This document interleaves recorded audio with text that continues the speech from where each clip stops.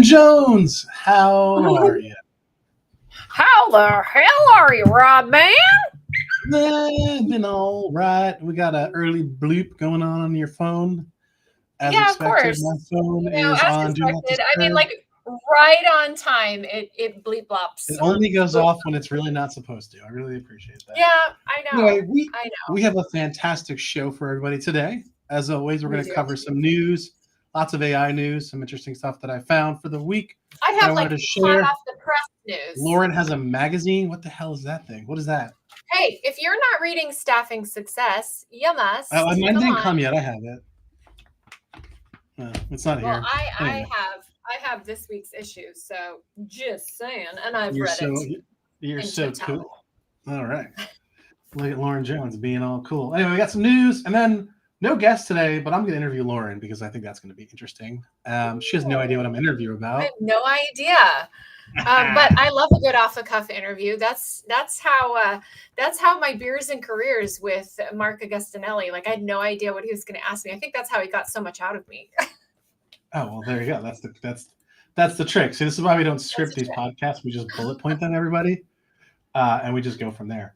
The good news is I am no longer relying on my Xfinity internet because it has failed me so many times. I am actually using a T-Mobile Business Hub, which is actually very reasonably priced, by the way, if you're not sure. But yeah, thank you to Xfinity for nothing, and I'm excited to see the credit you offer me when we do get internet working. Look, get ready for a big ball and nothing because that's very Xfinity we'll see. Style. They keep texting me saying. They keep texting me saying, "Hey, we know we haven't fixed your problem yet." So. Sure. I'm getting Starlink. I'm so excited. Elon is going to save my life. I know it. Like he's going to save the astronaut's life. They should do that. Elon is very good. They are doing it. Boeing. Elon is very good at some things. Some things he's not very good at, but that's okay. But he usually gets better at them. All right. With that said, let's get into the news. We've got news. Oh, well, do we want to cover what's new with you personally? Anything new that you want to share? Oh boy. You want to share? You want to share Allie's credit card bill? No, I'm kidding. Oh no, you guys don't want to know how expensive adult children are. Let me just tell you, I have 2 adult girls, and I keep telling people, doesn't get any cheaper, guys. Their desires get more expensive. The purchases are less frequent. This I will tell you. There's no more, pulling on your pant leg for candy in the candy aisle or, a special cereal or something like that. No. These transactions are infrequent yet expensive. I would like to highlight that Lauren has very expensive taste in clothing and shoes, and therefore has passed those down to her younger daughter. So, I don't think your older daughter has that issue. No, she's the 2 are polar opposites. So let me give you some sage advice as a parent, since I have 2 successful adult children. So let me give you, make them prohibitively expensive, and this way, they find a boy that can afford them. Right? Make them prohibitively expensive. Then they have to be very, very picky and choosy about or at least that was my thought. But she's just prohibitively expensive. I feel like there are some very great, very wealthy people, but then there's also there's a lot of D-bags everywhere. So I don't think the amount of money that they have actually stops douchebagger from occurring. No, there's rich douchebags, there's middle-class douchebags, totally there's poor douchebags. It's just if you have good discerning taste. But anyway, enough with the douchebaggery. I did feel like that's sage advice too to Allie. Yeah, right. No douchebags. Yeah. Oh, yeah. Anyway, by the way, we're saying this live, but if the boyfriend survives the first year of law school, we know he's a keeper because it is a grind. So. Well, I will tell you, they did long distance his first year of his master's. So he's getting his master's at Georgia Tech, and they did long distance. But if he can survive this first year of law school, as long as Allie wants to be if Allie wants to be like a C student and she can go out and like have some fun, but if she's going to be top of her class, the boy's not going to see her.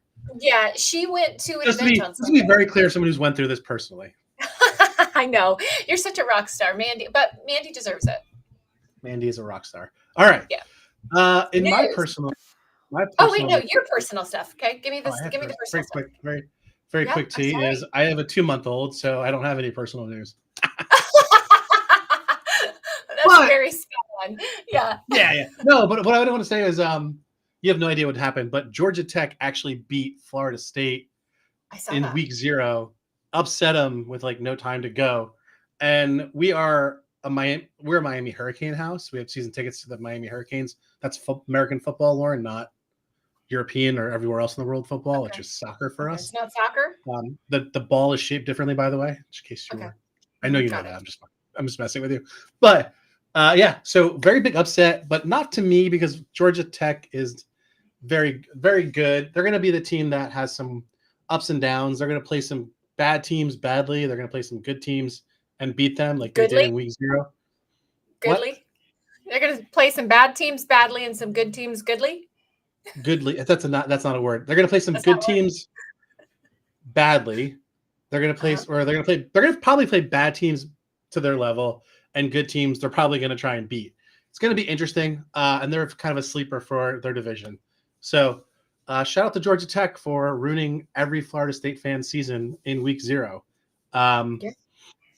There's a 12-team playoff, by the way. Sports fans, do the sports thing.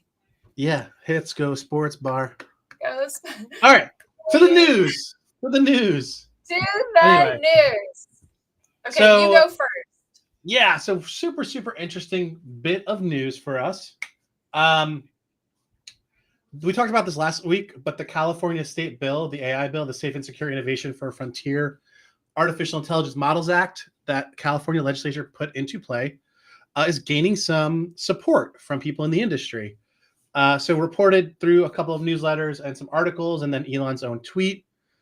Elon has come out and saying like, "Hey, this is reasonable. Like, we need regulation. I'm in favor of it." And according to sources, OpenAI, Adobe, Microsoft, and Anthropic are leaning to being in favor or close to being in favor of it. So we'll have to start somewhere.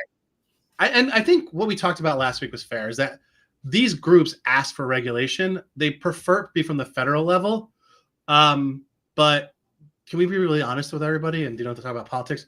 The House of Representatives is actually the most dysfunctional part of our government, and followed closely by the Senate. No matter who's in the presidency, they're not supposed to be that important, by the way, according to a history teacher who studied it. The House is supposed to represent the people. The Senate represents the state. The president does the stuff that the House and Senate decide on. That's how it's supposed to work. So the House of Representatives is the actual most dysfunctional part of our government, because they just don't pass any laws or collaborate with each other. That is actually the biggest issue. And what's the average age? They're too old. No, 100%. But I don't want to get into ageism here. They're all dusty and crusty. Come on. Yeah. They have no incentive to do anything. But that's a different podcast. Term limits. Come on. No, exactly. I'm 100%. I've been talking about term limits since 2006 when I actually taught history. 100%. I've been talking about term limits since 2006. We get into that another episode. I 1,000,000% agree with you. We have career politicians, and it's gross. It's ridiculous. Anyway, I agree. So let's go. And so very interesting. I'm really excited that, again, I know you don't love that California overregulates, but I think in this case, they're just listening to the business and common sense and trying to do the right thing. And because the House is useless, someone needs to take a step. Even a blind squirrel finds a nut. Governor Mussolini. You can always find a nut once in a while. All right. Yep. All right. What else we got going on? Okay, so this episode of Staffing Success, and if you're not a member of ASA, you won't get it. But if you are a member of the American Staffing Association, you get Staffing Success, and it's chock full of some goodness. But there was some cool stat. Of course, I love the stats that were in this episode. But more than 1/3 of job seekers, 39%, would abandon an application if it takes too long. And 78% of workers expect the job application to take less than 30 minutes. And if this doesn't support what you and I have been saying for the last 2 years, or the last 4 years of this podcast, you own the experience. Experience is everything. And if you're not looking at fall off rates of your application, if you're not looking at conversion, particularly right now, I think that you're missing an opportunity to attract and retain the right type of talent. I think it's a super, super overlooked. If you as a CEO or owner of a staffing agency haven't gone to your own website and gone on there as an applicant, for shame. I'm just going to publicly shame you right now. Ooh, what do you? I'm actually rewatching Game of Thrones, so that's very fair. So we could do a whole Hannah Waddingham, Cersei Lannister, Shane moment. Poor Cersei. The Septa. Yeah. It was the only moment in the whole series I felt sorry for. I feel like she earned it, so I'm not sad about it. Anyway, on my, how are we doing on stats? We got any more stats over there you want to share? This is another one. So that I find really interesting because people say that we're in an employees market, yet 72% in 2022 it was 53%, but 72% of employees now are saying that they're looking to stay at their current employer. So employers, it is incumbent upon you. It sounds like we're getting some trust back. You best earn it. Yeah. Well, I think you best earn it. Well, you're going to be very excited for our interviews later, so don't worry. Yeah. All right. I love this stat because it shows us that we're making progress post-COVID because there was a lot of trust lost. But that people do want to stick around. Now, here's the antithesis of this is 86% of them though will listen to another opportunity. You hear what I'm saying? They want to stay, but most of them, as a matter of fact, more than 8.5 out of 10 are going to listen to that other opportunity. And we know that in sales and in recruiting, timing is everything. So if we're not treating our people well, guess what? When that phone call comes, they're going to take it.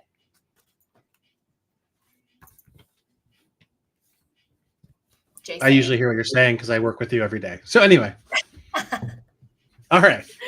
So going back to the news, I think we're having issues, by the way, on LinkedIn. So if you're I'm trying to join and it says we're pre-live. I feel like LinkedIn is having some technology issues. But anyway, in other AI news, because I'm on the AI front today, that's my job. I got AI stuff for you too. Ooh. Anthropic, which is one of our favorite providers of a large language model. Their system is Claude. I'm a big fan of Claude Sonnet 3.5. Claude is a girl, just in case you didn't know. Is she? We should have named Mackenzie Claude. That's such a good name for a girl. Anyway, all right. So they actually published, if you're not paying attention, they published their back-end prompts to create transparency with the consumers of the world. So you can go and see what Claude should not deliver, like what Claude should deliver. So there's all the back-end prompts for their LLM are actually public right now. And I thought that was pretty cool of Anthropic to do that. So, Lauren, what do you got for AI on your end? So listen to this, guys. Okay, so I've shared some of this information before, and if you've ever gone through my AI training, you know, I do part of my sort of AI keynote in that, but this is really interesting data. So most organizations, 64%, currently invest in AI or automation or plan to do so to improve employee productivity, efficiency, engagement. However, the employees are frustrated with these changes and are very wary of AI's implications for their jobs and careers. 73% of workers expect AI to impact their roles, only 36% feel positive about the technology, and only 39% are saying that they have received AI-related training. How many feel positive about it? 36%. And when people I feel like that's positive about education.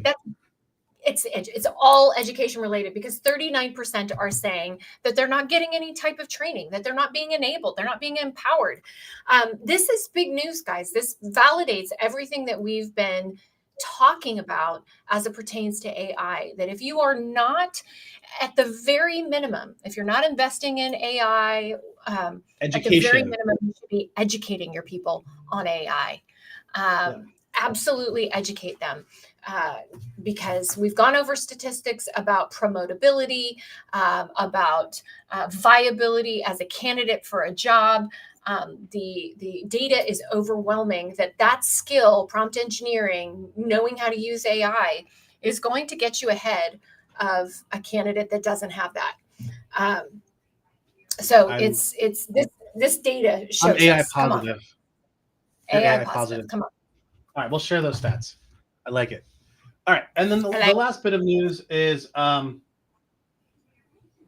there's a couple of things. So there's a new like code editor, so obviously AI coding is going to become a thing. So Claude Sonnet 3.5 can create code, and then it has a new buddy called Cursor that helps you run it and create the apps. So like within a couple of hours, you can create AI apps using Claude Sonnet 3.5 and Cursor. So that was cool.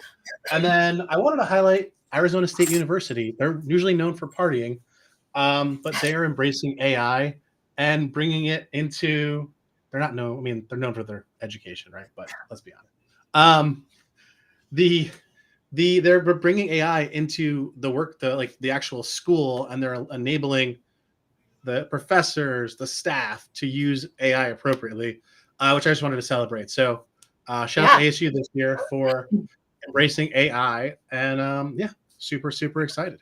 So what's interesting about this is, Allie's in her second week of law school. And of course, immediately I'm like, what do they do? Are they using transcription? Are they using AI? Do you get summaries? What's happening? Do you get to use it? I'm asking all of these questions because they do have some large learning models that are helping students. But yes, every one of their classes is recorded and transcribed and summarized and outlined. So and I mean, how helpful is that for students? So I think it's amazing. I'm in love with that idea. I love it. So like last year when when we were in the hype train of ChatGPT, one of Mandy's not the interns, but the people clerking, one of the clerks that was in law school used ChatGPT to research a case and did not actually fact check the cases. So it had a hallucination. Yeah, it was crazy. But he got in trouble, or she got in trouble. I can't remember. It was a year ago. But that's like the best, like using it what it's good for right now. Like AI transcription is incredible. AI transcription to create content off of, even better.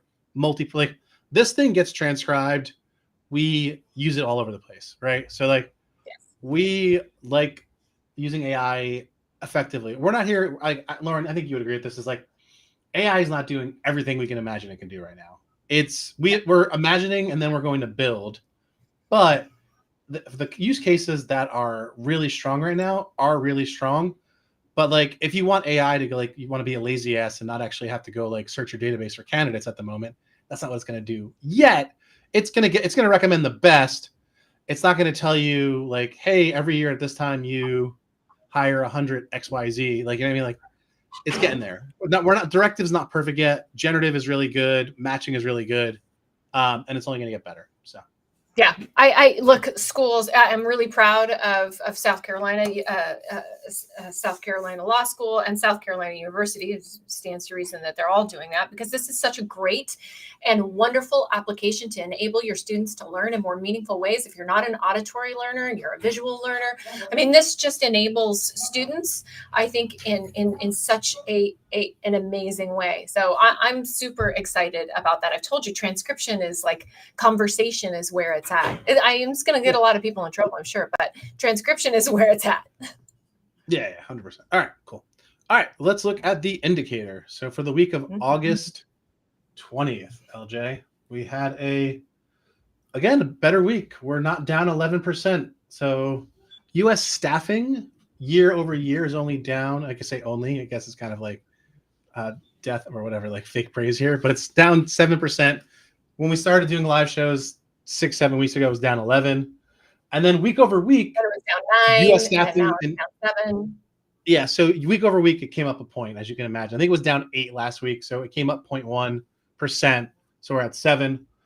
Commercial staffing is actually up 0.3 week over week, and therefore it's only down again. Only, like fake praise here. It's down 7% also year over year from 2023, but it's up 0.3 for the week, so week over week.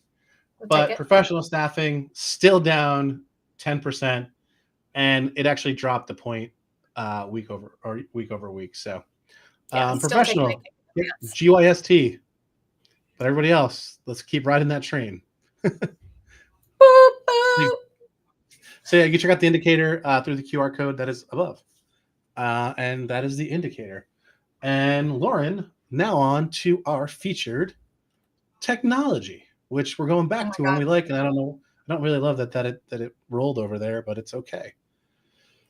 So chat automation, LJ, like I did for our so chat automation, one of our dear friends, Dries, brought it to our attention earlier this year. Lauren and I are big fans of automation. We've been struggling on the technology bus to get API connectivity through all kinds of systems.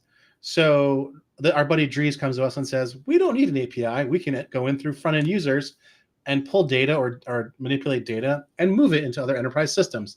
And Lauren and my head exploded. We were like, thank freaking God. How long does it take to deploy? And how many introductions do you want? Can I have it how many introductions do you want this week? Like, do you want me to introduce you to 100 people or just like 4 or 5? Like, what's your bandwidth? And since then, I have introduced chat automation and Dries to quite a few of my industry colleagues and friends. And so we wanted to give you guys some real world examples of bots that they create. So there's two, obviously chat automation has a chatbot functionality, but they also have a digital worker, which they call Dwight. So you can actually connect with Dwight on LinkedIn if you want. I'm connected with him. It's a very, very amusing marketing play. But Elle, you want to just go back and forth and go through these use cases? Yeah, I'm a huge fan of Dries. I mean, what better way to meet somebody the first time than pulling up in a brand new Corvette? I mean, come on. Oh yeah, I mean, he definitely made an impression. Definitely made an impression. We became really fast friends. And then, obviously I'm curious about what chat automation is. And I immediately fell in love. This is the trifecta of things coming together. It's leveraging automation, RPA, robotic process automation, and AI to eliminate those repetitive tasks that are in multiple systems. From VMS time automation, and I think VMS is where it can be wildly impactful. We've talked endlessly about the lack of automation, AI, in the mid to back office. And this is one of those things like timesheet automation that could be wildly impactful for agencies right now that are trying to do more with less. I mean, this is when you look at it comparatively, this is an inexpensive way to do just that. And so we're the notes and non-invasive integrations. This is just such a cool tool. And they sent me some custom kicks. I mean, I got a very, very large bottle of tequila, so we appreciate yours. No, but anyway, so like Lauren said, VMS time extraction, so you can automate that. Onboarding automation doesn't mean like it's replacing the onboarding talent editions of the world, but just like moving payroll data to its correct system at the time of collection, which would be nice, right? That's why you move onboarding up so you can validate all that information sooner. Credentialing automation, so going out to disparate systems and pulling whether people are active or not. I remember having to go to the state boards and state medical boards and figuring out if this person had a board action before I would place them at a facility as a physician. Timesheet automation, so moving data. Quality assurance, automating reference requests or parts of that process. It doesn't have to be the whole thing, but these robotic worker bots can go and do a lot of that stuff. So if you haven't checked out chat automation or connected with Dries, reach out to us. We can connect you with him, or just let him know that you heard about chat automation from the YOE podcast, because he is a big fan as well. Anyway, shout out to you, Dries. He is, and that's your best way to get a discount. So we love chat automation. We love Dries, but more importantly, I don't think we talk about tool. My grandma said, if you don't have nothing nice to say, don't say anything at all. So if we're talking about something, we're excited about it. We've seen it in action, and we know that it can be really impactful. So I'm excited about this one. I did a Technology Tuesday on it, which I'm going to be resurrecting today, and because I had some technology failures, so it didn't go out till late. The Tech Tuesday I did it. And ironically enough, but yeah, we love it, and I've got a video on it, and you can learn a little bit more too. Sweet. All right, And then with that, we have one quick thing for AI, and it's a shout out to our buddies over at Kylo. I don't know if you saw this yet, LJ, but if you have not seen this, LJ, take your phone out and scan that QR code and check out the really cool interactive quiz that Kylo created to test your AI knowledge. So if you are a noob, if you're intermediate or advanced, Kylo can help you understand your level. I did it earlier and it was pretty cool. So if you have not, if you're a staffing business owner, like we said, and you're not educated on, you're not sure if you should interact with AI, at the very least, you should educate your team and yourself. And I really like this quiz that they created. So LJ, this is awesome. So yeah, so anyway, so I thought that was really cool, and I wanted to highlight it because let's be honest, normally marketing is boring, and that's actually interesting. And well done. So shout out to our friends over at Kylo. Yeah, nerding out. Love it. All right, so yeah. Anyway, all right. Now, Lauren, I am a nerd, and you said something on a commercial that we were recording yesterday for the Quarterback Dadcast. Shout out to Casey Jaycox. Yeah, Casey Jaycox. What up? By the way, we still need to record another edition of that. So shout out to Casey for making my life, difficult for editing. But he actually told me what he wanted, so now I can go deliver it. But more importantly, it's nice when I know exactly what we need to do. Okay. So you said, and this is one of Leap's core values, is lead with empathy always, right? Mm-hmm. And when I hear people, I think what I would love if people think about the word empathy actually is a direct friend of curiosity, right? So I'll use a pretty funny example. I'm a yoga teacher, so I've taught yoga, and when I see somebody in my class who maybe like really athletic looking, but is really, really jerky in their movements. That's usually a sign of like their brain is doing all kinds of crazy stuff all the time. Like just very jerky, very like you ask them to lift their hands and they don't do it smoothly. They're just like, whoa, and your hands are up in the air and it's very intense. If you're watching the video, it's very funny because I'm doing it. But as the yoga teacher, I would look at them and be like, what is going on in their brain? So that would like whatever I was looking at would spark curiosity. If I looked at a really jacked dude and I was like, and his shoulders had no mobility, I'd be like, oh, like, let me just make sure that this guy knows that he doesn't need to do all the crazy stuff with his arms that these like very skinny, flexible humans are doing over on the other side of the room. So curiosity is, I think, the best friend of empathy because you look at somebody, instead of judging them, you're like, why did they end up that way? Or why did they make that choice? And I tied that, Lauren, to one of the things that we do whenever we do a project with a company. And we actually start with mission, vision, and values, right? So if we're going to come in and Leaf's going to come in and build a tech stack, they're going to ask you your mission, vision, and values. I know. Everybody looks at us cross-eyed when we ask that. No, but it's freaking brilliant. Well, let me tell you why. It's freaking brilliant because do you know what one of the most watched TED Talks is of all time? Oh, is it? It's got to be Brene Brown. Yes, she's got one of them too. Keep going. Give me more like people who have really, really big numbers on TED Talks. I don't know who. Simon Sinek. 65,779,620 views of his 2009 TED Talk, How Great Leaders Inspire Action. And you know what he laid out in that TED Talk, Lauren? Tell me. Start with why. Yeah. Have you read the book? Yeah. Why do you exist? Why does this business exist?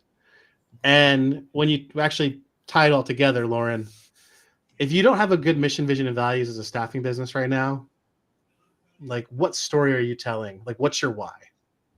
By the way, your why could be actually like make a lot of money and I'm good at this. Totally cool. We just need to know that. Tell us, right? Like, hey, like I want to work with the person that's good at it. Like, as long as you're not a complete, let's go back to douchebag. As long as you're like a good person and like to make money, I'm all in. I don't care what your motivation is. You've told me it's cool, but like, you're like, hey, I'm a greedy asshole. I don't want to do business with you. Oh, I'm greedy, but I'm a really nice person. That's interesting. I'll have a conversation. I'm greedy a little bit too, like we all should be. But anyway, so I wanted to ask you, and this is the premise of our conversation for the rest of the episode, is how did you realize that you should start with mission, vision, and values as you build out your tech stack? And maybe why did you start that way? Lauren's not prepared at all for this conversation. No, there's a quote. There's a quote that like ping pongs around my head all the time, and it's Collins, and it's seek first to understand before you seek to be understood. And I have, which is just another word of saying curiosity and empathy go together, by the way. Correct.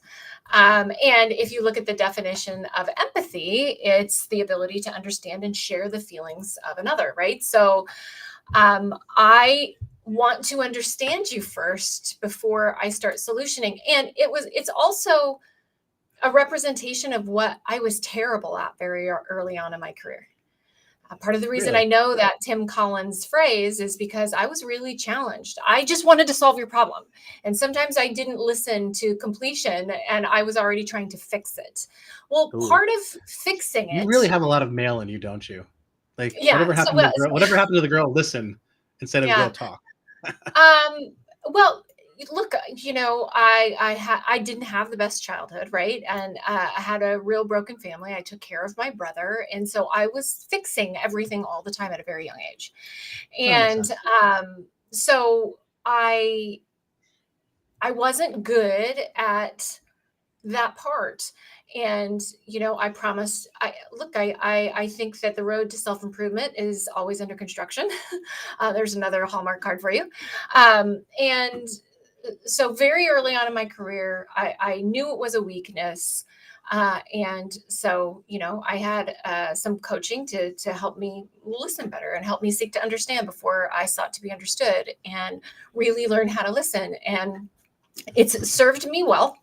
So when I went to Open Leap, and then I saw in the small businesses, so it's kind of all interlinked, as I was going through my own midlife crisis and experiencing, you know, what a small business went through.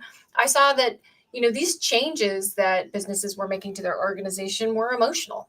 They were hard, and oftentimes it's a family organization or it's two partners running an organization, and it's their livelihood on the line, and it's their money that they're putting into the business, making these technology investments. And so if we don't lead with empathy and respect the fact that this is a personal, emotional decision, then we're really not doing our job in understanding who they are. Because we don't understand who they are, we certainly can't design an experience for the client or the candidate or the internal colleague that is a representation of that. And that's why we ask, and I feel so passionately about starting with who they are and who they want to be, and the BHAGs, the big, hairy, audacious goals, because it tells us who they are, where they are, who they want to be, right? I just want to be a better version today of who than I was yesterday. I just want to be a little better every single day, and every agency is going towards that. And again, if we don't, you know, lead with empathy, always, then we're doing our customers a disservice. So I guess the long answer is it was very much a weakness of mine. I wasn't good at it. And so I was determined to be good at it. Oh, I like that. I think that's a fair thing. And so guys, if you're not familiar, and this is why I'm having this conversation, and I was doing a lot of Simon Sinek studying this week, was because if you start with why, it's kind of the opposite of starting with what, right? Like normally people are very good at defining what you do, but they don't know why you're doing it. So Lauren essentially is doing the same thing when she builds out your tech stack. She's saying, who are you? What do you want to be? And that's kind of like the why, like, what do you stand for? Mm-hmm. Then she figures out how to deliver that. We already know what you do, right? You place great people at great businesses. How you do it, probably very similar. Technology can differentiate. You know, speed is part of that technology. The human touch that you can amplify by using automation and AI effectively, right? But it all comes back to like why. So someone comes in and says like, you know, my mission and vision is that I want to be the best marketing staffing company in the world, right? Okay, What are your mission, vision, and values? And a marketing staffing company should be dramatically different than a welding company and how they deliver experiences. Just they don't have to be, but they probably should be. You know what I mean? So the why should come first, because then it helps us as this guide with a lamp, right? And by the way, Lauren, I think you're I just realized you're backwards on the feed. I think you got the flip thing going on that I did last week. But I feel like the ability to the ability to understand who you are and deliver those experiences will actually amplify your business, right? We're not saying we had Jeff Stats on last week, and we don't like to complain without solutions. I think that's something Lauren and I both bring to the table. And last week we talked about technology, and I think this is part of that same conversation of differentiation. Is why you're doing something differentiates you, and then how we deliver the experiences associated with that through technology or people is part of that. And I'll give listeners a really tangible example. So for a long time, I had a sales competitor in a market that was like my nemesis.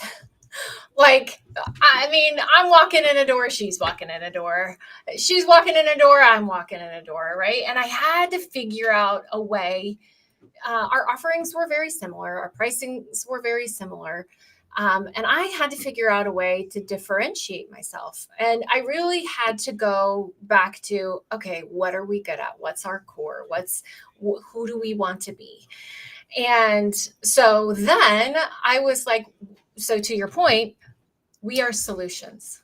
We are solutions to customers. We're actually going to show them exactly how we're going to get 1,000 people. So what I would do is I would put a recruiting plan together for them, a detailed recruiting plan for that customer. I would tell them, this is how many people are in our database with that skill. This is how many active people we have in our database that are actively looking with that skill. Here's the deficit. And then here's how and where we're going to get that additional talent. That became the difference with that competitor in the market, where I just kept winning, because I kept showing the customer the how, the why we do this, the who we're working with to achieve this. And so it was a difference maker when I was in the sales field, and just showing and guiding a customer through the how, the who, the what, and the why. And it made a big, big difference. So I think, the starting with why is a really good centering question when you're at an impasse performance-wise, when you're at an impasse growth-wise, is kind of getting back to center. I love it. And then kind of continuing on that thought, like, okay, we figured out the why. And do you have a good example of a why that has led to the way that you built out a tech stack? I think I've asked you this before. Yeah. So yes, as a matter of fact, we had a firm that their why was to really handhold, and they weren't doing that in this. Their why was the people, meaning the candidate. Their why was them. They wanted to attach them to the best opportunities. They wanted to continue to attach them to the best opportunities. They never wanted to lose them. Their why was to get them and keep them, right? And to get the candidate, to keep the candidate, to create loyalty, to create trust. It was so much deeper than a transactional relationship. And they had some, core values that were associated with it, but, it just simplistically, it was to get them and keep them forever. And they had a hell of an allegiance from a candidate following. And so when you're looking at technology, I obviously had to be exceedingly careful with how that technology experience was going to make those consultants feel. They called them consultants.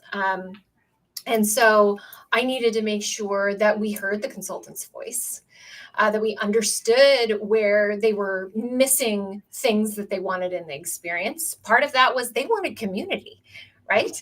And so, okay, we need to find a technology that allows them to connect with one another, to talk with one another. So when you're telling me your why, from an agency perspective, it helps me attach and helps the team, quite frankly, because I have a bunch of empaths, that work for the organization, and it helps us attach, that experience to your why, and how we carefully apply automation, how we may carefully apply a bot. How we may carefully apply the notification of an interview and the notification of the offer.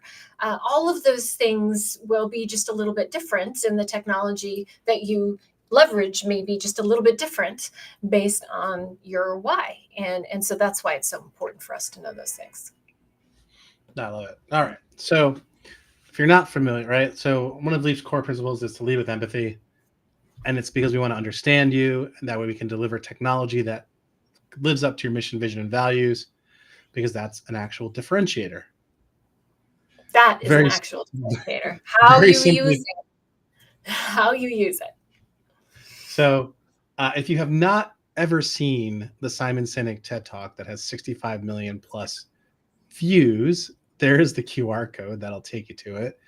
It's what led to his fame starting in 2009 when he wrote the book, Start With Why, and to all of his success and his seemingly empathetic or empath or leading with empathy leadership style. Lots of different things. Just listening to a lot of it today, a lot of talking about security and making your team feel secure, working for them, right? If they don't feel secure, then... Yeah, he's all about... safety and trust, and he sure does love millennials, and I know he sure does love you. He sure does. That's me. He does. I love it. Anyway, Start With Why. It's a great book. Yep. And if you're not sure how to start building out your technology, figure out who you are or who you want to be when you grow up as an organization, and then go deliver on that. And by the way, that's what you should talk about in your marketing and sales. Just saying. Just saying. That's your North Star, guys. That is your North Star. I ask questions. I ask that question all the time. Like, what is your North Star? And when agencies can't answer that, just like if a software company comes to you and they can't answer the question of what metric do you move, they don't have a North Star. They don't have a North Star. So everybody needs to have a North Star. Do you have a North Star, Lauren? Is that to get Allie through law school? Right to get Allie through law school. Of course I have. I have a personal North Star, business North Star card. Of course. More than anything, I want to give more than I get. That's my North Star. I like it. All right. I don't know what my North Star is right now because I don't have enough sleep. But anyway. Your North Star is sleep right now. I'm wearing a shirt. We got this done. We're going to go take 2 minutes after this. We're going to take 2 minutes after this and record what Casey wants. So, but anyway, guys, lots of great news. This was a great episode. If you guys, again, check out Anthropic. Shout out to ASU for your use of AI. The Indicator is showing some positivity. Shout out to Bullhorn and Staffing Industry Analysts for always publishing that every week. And ASA, keep doing what you're doing. Good stuff here. American Staffing Association, their newsletter. They have some great content too. Staffing World is coming up. And